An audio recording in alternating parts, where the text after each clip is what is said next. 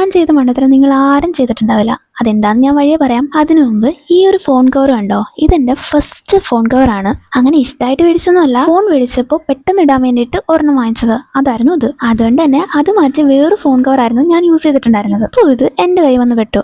അപ്പോൾ ഞാൻ വിചാരിച്ചു എന്നാ അതിന്റെ ചായ അങ്ങ് മാറ്റിയേക്കാം. പക്ഷേ അവിടെയായിരുന്നു ടെസ്റ്റ് ഉണ്ടായിരുന്നത്. അതായത് ഞാൻ ഉദ്ദേശിച്ച കളർ പേർപ്പിൾ ആണ്. പേർപ്പിൾ എന്ന് പറയുമ്പോൾ റെഡും ബ്ലൂവും കൂടെ ചേർന്ന് കഴിഞ്ഞാൽ പേർപ്പിൾ കിട്ടുമെന്ന് എല്ലാവർക്കും അറിയാം.